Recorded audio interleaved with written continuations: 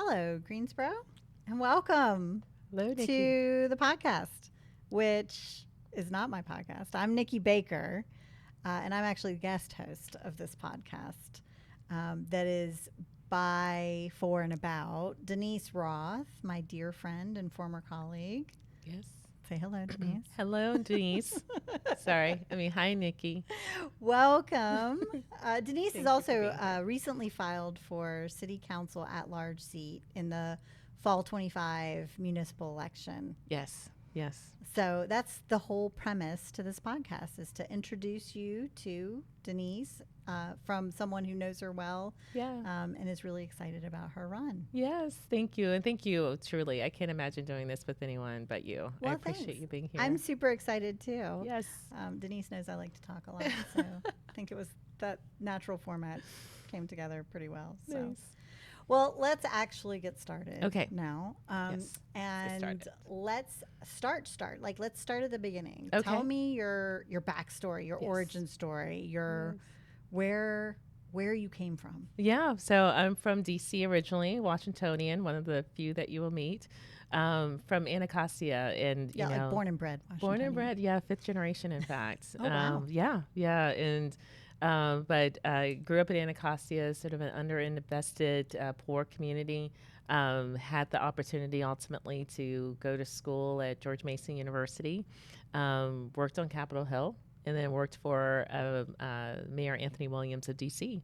And then somewhere along the way, I met my Well, with husband. that, when you were working for in DC, the way you explained it to me was you were pretty much responsible for everything from business, like storefront to storefront, right? Yes. So the roads and the Yes. transit and the fiber cable. Yes, it's probably too early in this podcast for us to start completely geeking out. But yes, I was public space and rights of way manager. And I won't go into what that means. Okay, gotcha. Okay. But yes, but then I Moving on. met Chip, my husband, along the way, and I moved to Greensboro to be with him 2004. Great. Yeah. And then, so 2004, you landed here. That's when we met. Yes. We were working together for Congressman Brad Miller. I think actually I say working together, but you hired me.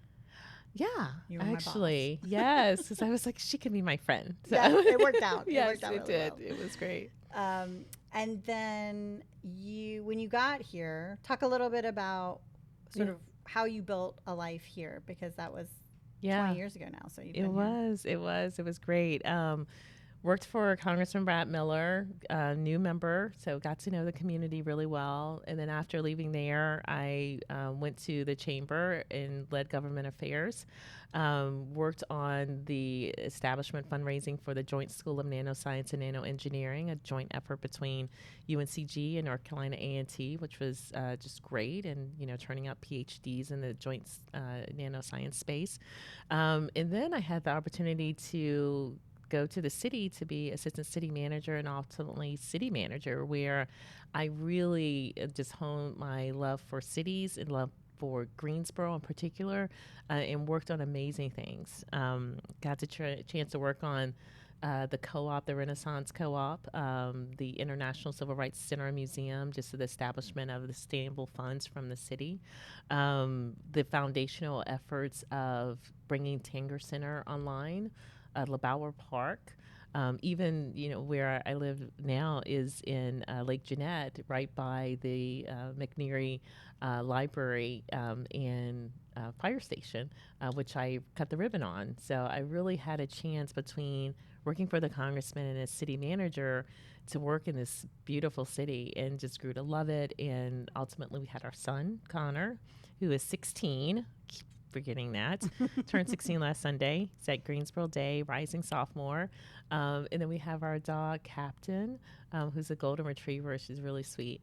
We've just thrived here and have loved living here and would not have left if not for.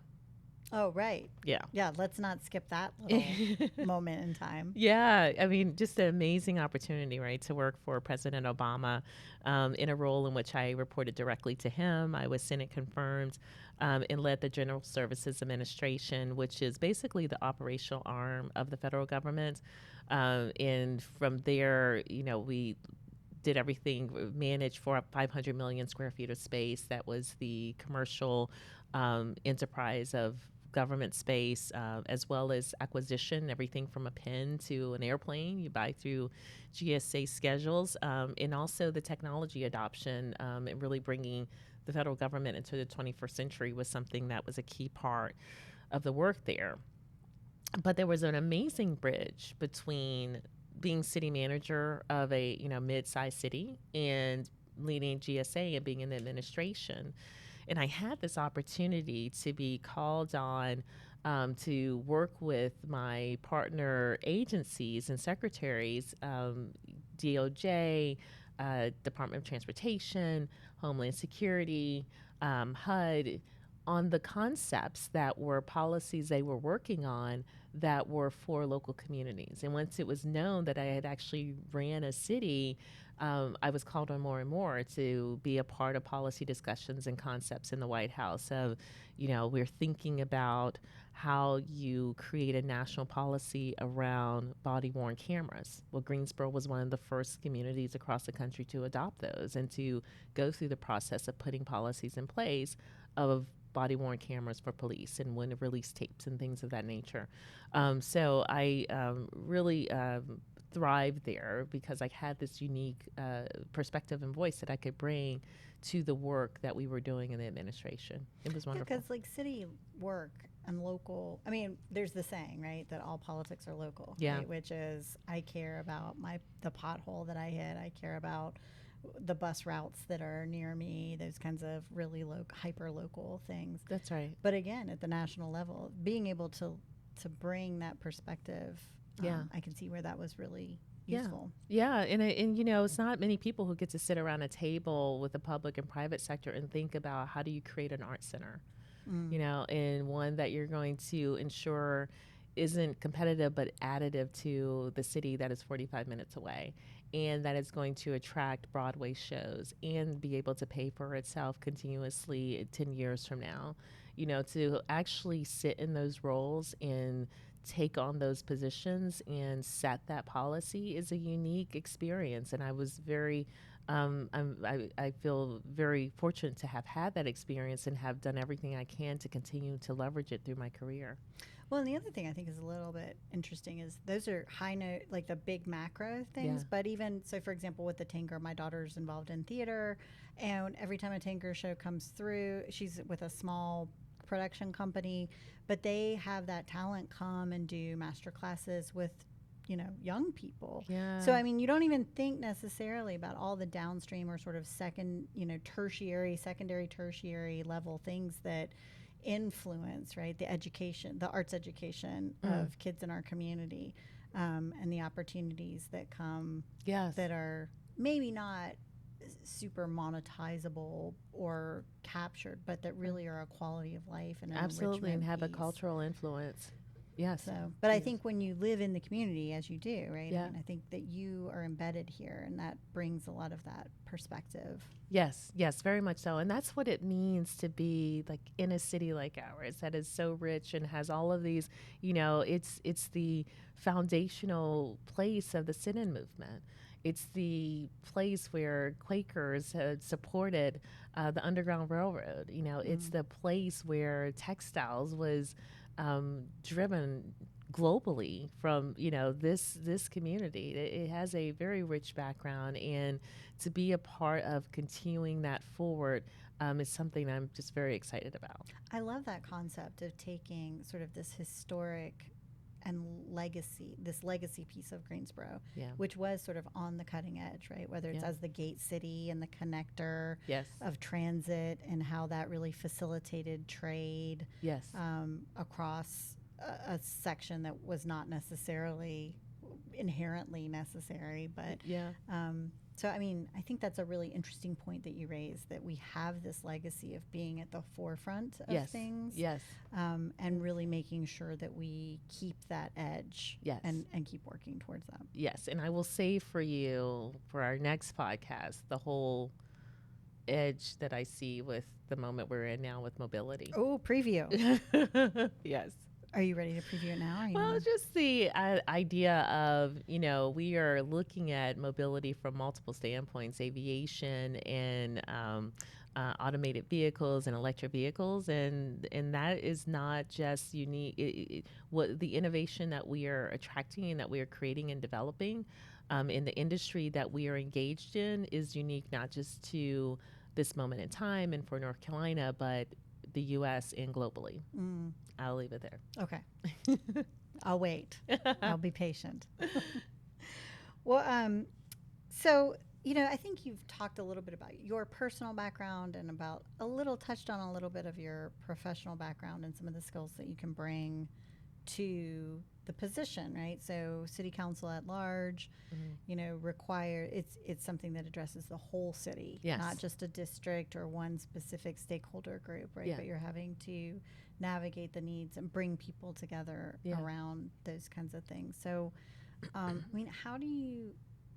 how is that different? Well, first of all, so you could do those things as a city manager or as an appointee or a consultant, but why specifically switch to the political world? Yeah. Like, why run for elected office and put yourself out? I mean, we're putting ourselves out here right now, just putting this podcast together. Yes, we are. Well, right now it's just you and me, so it's all good. But yes. But I mean, it's a big step, right? Like going It is. into throwing your hat in the ring for elective office. So It is. So why? Tell me about that. Whew, yeah. So not normal in my nature, but I do recognize that with the experiences I've had, both in the public and private sector over my last 30 years, 20 of which have been in Greensboro serving in some capacity, that I'm uniquely positioned to support this next stage that the city is moving into, that our state is moving into.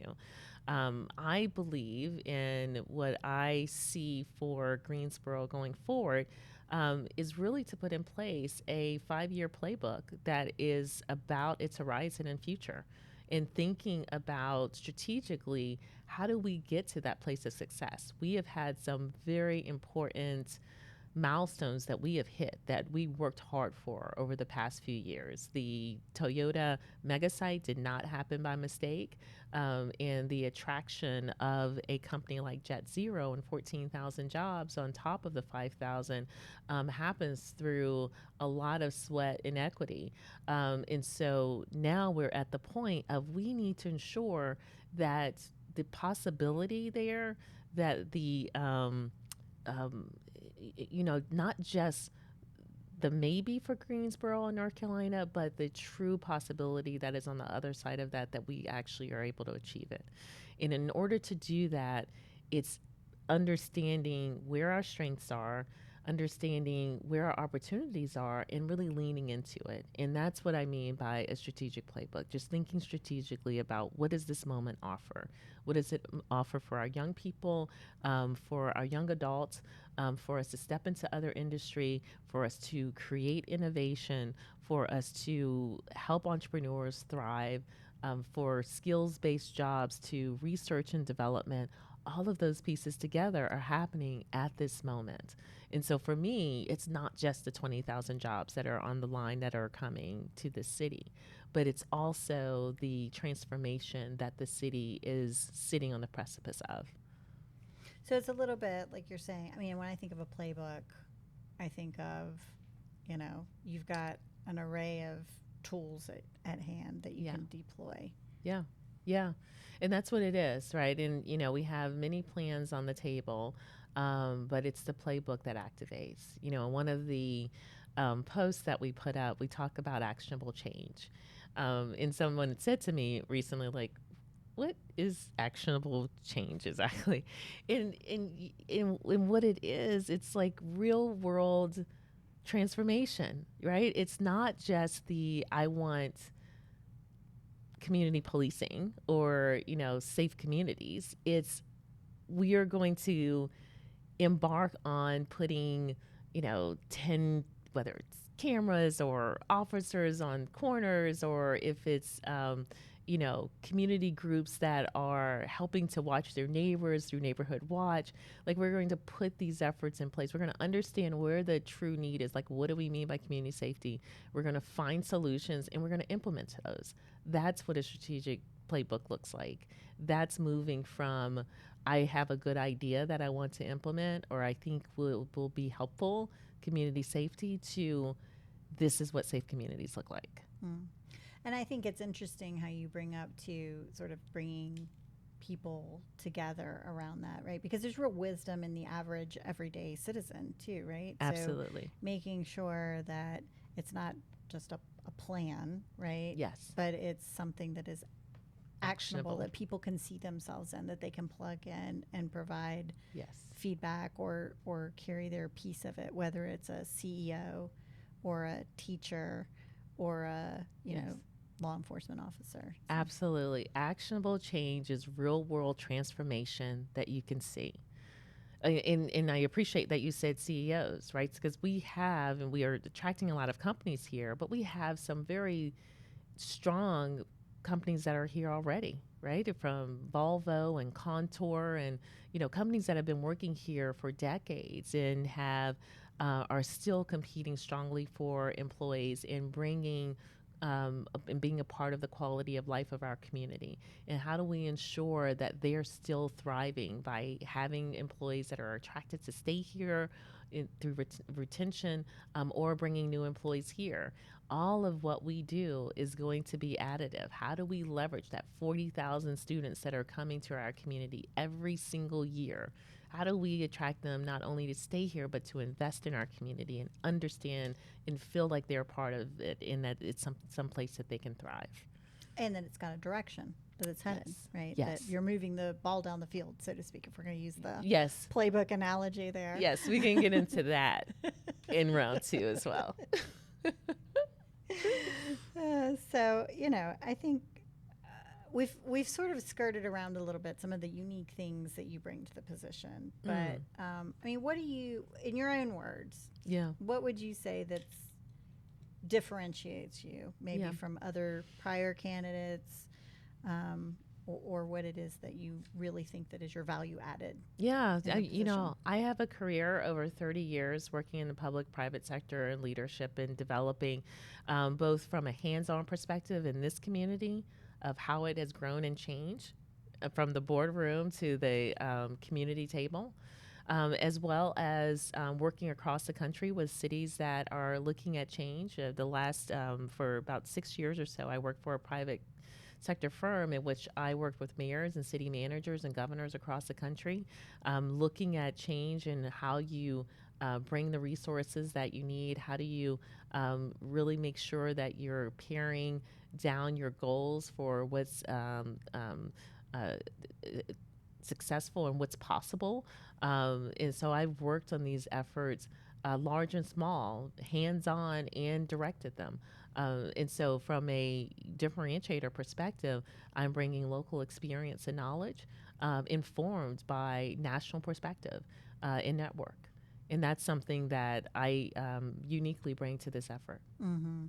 And you've chosen Greensboro. Yeah. Right? Like, this is your community of choice. It was. And we were very fortunate to be in a position after I left the administration to make the choice of where we were going to live. We knew that DC wasn't the right fit for us, and we wanted to think about what was right. And Greensboro was our home. It's where we had a network and we had adopted family here. And so it was a place that was just an easy decision to come back to, and we haven't looked back. Well, and your mom's even. And now my mom has come, yes. So you're recruiting people to Greensboro, either intentionally or unintentionally. So. Yes. Well, I mean, I think that this is just sort of a good overview kind of who you are personally and what skills, what you've had to experience, professionally, and what you can bring to the position. Yeah. I think we'll wrap it up for now, so we've got a little bit left. But I do have just a couple little, like fun, light, kind of make it light, spontaneous. All right. What you questions? All right. Favorite place in Greensboro? Oh, the Science Center. That's where Connor had his first birthday party. Yes. And his first date. I don't know. I grew up in Greensboro. I'm originally from Greensboro. And originally, like back in the dark ages when I was a child. The Science Center existed, but it was very small. Really? It had like some of the key attractions, if you will, were a petrified tree. It Oh. was like a chunk of a tree that had become a petrified rock. Oh. They had a whole array, which I think they still have there in the downstairs area, like lizards, reptiles, whatnot. But that was about it. So, I mean, again, like if you think about where Greensboro has started and where it's come to, right? Yeah, If you would have seen pictures of it then That's versus something. pictures of it now and the breadth of everything that is there and around there. Yeah. And then same, like when you came and then 20 years later, Mm-hmm. the things that you've seen come Over online time. and Yes. grow. Yes, absolutely. It's pretty amazing. So I can see where it's exciting to be part of that. Yes, very much so. Okay. So Science Center. Good Yes. call.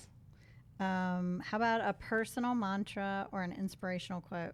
Oh, make a plan, work a plan. That's 100%. You know me. Denise. It's just like, what are you doing? You make the plan, you work the There plan. it is, right there, people. That is, if you need to know Denise Turner, it's what are you doing? Make a plan, work a plan. Yes. Trust me, if you even Okay. consider her as a candidate, you can believe that she's going to make a plan, work a plan. Yes. That's even on like Sunday morning. Yes. Like, are we having brunch? What are you doing? Yes. Make a plan, work a plan. Come on, people. All right, moving on. 3 words to describe yourself. Oh, consistent, fair, tenacious. Tenacious D.